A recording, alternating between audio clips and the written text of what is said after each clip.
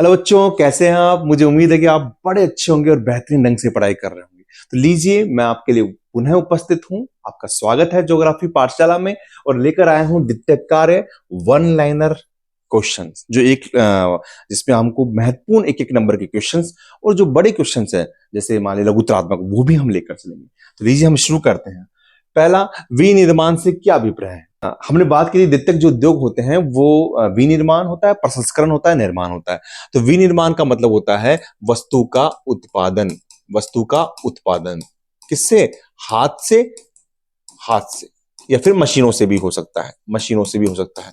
तो मुख्यतः विनिर्माण का मतलब है वस्तु का उत्पादन, और ये एक क्या है? ये एक द्वितीयक कार्य है। ये कौन सा कार्य है? द्वितीयक कार्य है।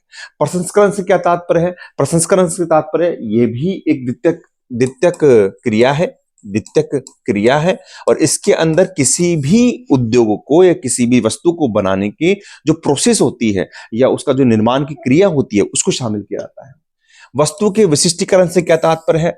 वस्तु से विशिष्टीकरण का मतलब होता है ये बड़े उद्योगों की विशेषता होती है, बड़े उद्योगों की विशेषता होती है, और इसके अंदर किसी एक वस्तु का, है ना, एक ही वस्तु का उत्पादन किया जाता है जिससे उसकी गुणवत्ता बढ़ जाए और उसकी कीमत कम हो जाए। आई रिपीट, ये बड़े उद्योगों की, बड़े निर्माण जो उद्योगों की विशेषता होती है जिससे उसमें एक ही वस्तु का उत्पादन किया जाता है जिससे वस्तु की गुणवत्ता बढ़े और उसकी मूल्य भी कम हो जाए। प्रौद्योगिकी नवाचार किसे कहते हैं? हाँ देखिए, प्रौद्योगिकी नवाचार किसे कहते हैं, यानी ये मतलब ये प्रौद्योगिकी नवाचार होते हैं, ये बड़े पैमाने के उद्योगों की विशेषता होती है। इसमें तकनीक का उपयोग करके ऐसे उद्योग विकसित किए जाते हैं जो प्रकृति के साथ चलते हैं, यानी पर्यावरण को नुकसान नहीं पहुंचाते हैं। यानी नवाचार, कैसा नवाचार कि आप पर्यावरण को साथ रहकर उद्योगों को लगा रहे हैं। ठीक है, नेक्स्ट क्वेश्चन, उद्योगों की स्थिति को प्रभावित करने वाले 3 कारक लिखिए। उद्योगों की स्थिति को प्रभावित करने वाले, तो पहला तो क्या हो सकता है, हम बात कर सकते हैं कच्चा माल हो सकता है। ठीक है बेटा। दूसरा हम क्या कर सकते हैं, बाजार कर सकते हैं, और भी हम लिख देते हैं बाजार कर सकते हैं। तीसरा हम क्या कर सकते हैं, श्रम कर सकते हैं। चौथा हम कट कर क्या सकते हैं, बताइए आप चौथा क्या कर सकते हैं। चौथा आप इसमें कर सकते हैं श्रम के साथ में आपके पास ऊर्जा भी हो सकती है, शक्ति भी हो सकती है, शक्ति भी हो सकती है। पांचवा, सरकार की नीतियां भी हो सकती है। काफी चीजें हम इसमें लिख सकते हैं। नेक्स्ट क्वेश्चन, अगर आपने सुबह का वीडियो देखा होगा तो इसको कीजिए बेटा, तो आपको समझ में आ जाएगा। समूह अर्थव्यवस्था से क्या आशय है? देखिए, समूह अर्थव्यवस्था का मतलब कि एक बड़ी अर्थव्यवस्था छोटी छोटी अर्थव्यवस्था को जन्म देती है, तो इसे हम समूह अर्थव्यवस्था कहते हैं।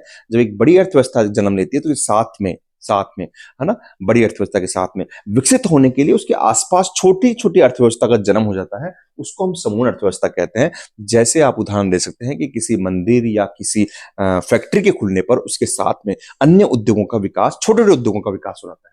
स्वच्छंद या फुटलूज उद्योग किसे कहते हैं? ये एक ऐसे उद्योग होते हैं जो किसी न बाजार पर आश्रित होते हैं, न किसी श्रम पर, न कच्चे माल पर। पहली चीज तो हो गई। दूसरा, इसमें पुर्जे होते हैं, जो कच्चा माल होता है कहीं से प्राप्त किया जा सकते हैं। तीसरा, इनकी स्थापना कहीं पर भी की जा सकती है। चौथा, ये प्रदूषण नहीं फैलाते हैं। और पांचवा आप इसमें लिख सकते हैं कि इसका महत्वपूर्ण जो परिवहन के साधन है वो सड़क है।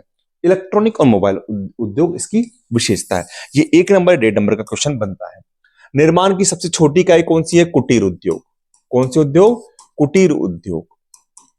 नेक्स्ट, निम्न में से कौन सा कृषि आधारित उद्योग नहीं है? यहां पर ध्यान रखिए, नहीं पर। जूट उद्योग है, क्योंकि जूट। शक्कर उद्योग भी है, वस्त्र उद्योग भी है, सीमेंट उद्योग नहीं है। ये इसका कच्चा माल कृषि से नहीं मिलता है। भोजन प्रसंस्करण से आप क्या तात्पर्य समझते हैं? भोजन प्रसंस्करण, ये मैं आपको वीडियो में नहीं करा पाया था शायद।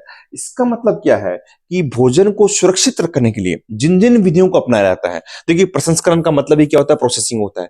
भोजन को सुरक्षित रखने के लिए जिन विधियों को अपनाया जाता है, उन्हें उन्हें क्या कहते हैं? हम उन्हें ही हम भोजन प्रसंस्करण कहते हैं। जैसे मान लीजिए आप अचार में आप तेल को, मतलब अचार को बचाने के लिए उसमें तेल डाल देते हैं, तो ये वाला है। आधारभूत उद्योग किसे कहते हैं? आधारभूत वे उद्योग जो अन्य उद्योगों के लिए कच्चा माल उपलब्ध कराते हैं, अन्य उद्योगों के लिए कच्चा माल उपलब्ध कराते हैं, उन्हें आधारभूत उद्योग कहते हैं। उदाहरण क्या हो जाएगा? लौह इस्पात उद्योग, लौह इस्पात उद्योग। प्रौद्योगिकी ध्रुव किसे कहते हैं? वापिस आ गया, एक ऐसे क्षेत्र, देखो परिभाषा को लिखना है आपको, तो लिखेंगे ऐसे क्षेत्र, रटना नहीं है। मैं अब क्षेत्र की कल्पना कर रहा हूं, मैं दिमाग में क्षेत्र सोच रहा हूं। एक ऐसे क्षेत्र जहां पर उच्च प्रौद्योगिकी या वैज्ञानिक शोध वाले उद्योग विकसित होते हैं जो आत्मनिर्भरता और विशेषता लिए होते हैं, तो ऐसे क्षेत्रों को हम क्या कहते हैं? प्रौद्योगिकी ध्रुव कहते हैं। जैसे सैन फ्रांसिस्को है आपका, आपके सिएटल है, हाँ? और आपके बेंगलोर है। ठीक है। पशु आधारित उद्योग कौन से हैं? चमड़ा पशु आधारित उद्योग है, ऊनी बिल्कुल ऊन उससे मिलती है, हाथी दांत ये भी पशुओं से मिलते हैं, उपरोक्त सभी। तो इसका उत्तर हो गया उपरोक्त सभी। ये सब क्या है? पशु आधारित उद्योग है। नेक्स्ट क्वेश्चन, कौन सी अर्थव्यवस्था में उत्पादन का स्वामित्व व्यक्तिगत होता है? तो व्यक्तिगत कहां होगा? पूंजीवाद में होगा भैया, पूंजीवाद में होगा, है ना। मिश्रित में तो दोनों रहती है, सरकार और निजी, समाजवाद में नहीं। यूएसए का जंग का कटोरा किसे कहते हैं? ये मैं नहीं करवाया था लेकिन बता दूं, पीट्सबर्ग। देखिए मैं आपको बता रहा हूं, आपके पास में दो नाम आते हैं, एक तो आता है पीट्सबर्ग और एक आता है सेंट पीट्सबर्ग। Saint Pittsburgh. तो आपको ये याद रखना है बेटा कि पीट्सबर्ग तो अमेरिका में है जो जंग का कटोरा है, और सेंट पीट्सबर्ग जिसका नाम लेनिनग्राद है वो आपके रूस में है ना, जहां से आपका ट्रांस साइबेरियन रेलमार्ग निकलता है। निम्न में से आधारभूत उद्योग है, सूती वस्त्र नहीं है, चीनी नहीं है, लोहा इस्पात उद्योग बात कर चुके हैं। लोहा इस्पात उद्योग एक आधारभूत उद्योग है। रूहर कोयला क्षेत्र स्थित है, ये भी आप समझिए। राइन नदी के पास एक रूहर नदी मिलती है, जर्मनी में है, तो यहां पर इसका आंसर हो जाएगा जर्मनी। ये भी मैं करा नहीं पाया था लेकिन आप ये अच्छा क्वेश्चन है। रूहर कोयला क्षेत्र कहां स्थित है? जर्मनी में स्थित है। राइन नदी है, राइन नदी जो जहां से रूहर नदी मिलती है, तो वहीं पर एक रूहर कोयला क्षेत्र है। अब ये अच्छी अवस्था में नहीं है, यहां पर उद्योग पहले था लेकिन अब इसकी स्थिति बदल गई है। यहां पर आपको यूनिवर्सिटीज, विश्वविद्यालय आदि व्यवस्थाएं हो गई है। विनिर्माण से क्या आशय है? ये आ चुका है वापस। इसका मतलब है वस्तु के उत्पादन से, वस्तु के हाथ के द्वारा वस्तु के निर्माण से या वस्तु के उत्पादन से।